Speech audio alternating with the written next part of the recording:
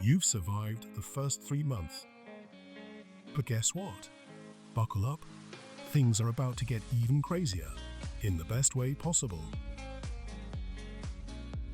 Your little one is really waking up to the world now. More smiles, more giggles, and yes, more attitude. Suddenly, they've got strong opinions. Why am I in this car seat? Why can't I chew the dog's tail? Why do you keep making me do tummy time? Let's be honest. Sleep at this stage can be all over the place. One night, they're sleeping beautifully. The next, absolute chaos growth spurts. Brain leaps. It's all kicking off. The key? Stick to a consistent bedtime routine. And if they still love contact naps, go for it.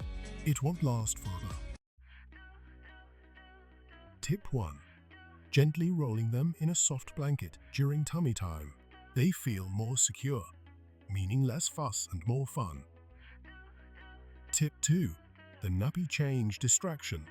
Hand them something forbidden, but safe, like a clean remote or your keys. Works like magic. Tip 3. The magic sound. Every baby has one, a bizarre noise that stops them mid-cry.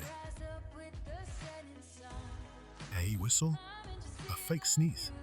Experiment and find your secret weapon. Here's the thing. You're doing brilliantly. It's exhausting, messy, and at times completely baffling, but you're raising a tiny human. And trust me, when you hear that first proper belly laugh, it makes every sleepless night worth it. Give this a like if you needed a bit of reassurance today. Parenting is a wild ride, but we're in it together. Thanks for watching Dad's Tips and Tricks. See you in the next episode. I can't wait to share with you all about growth spurts and teething.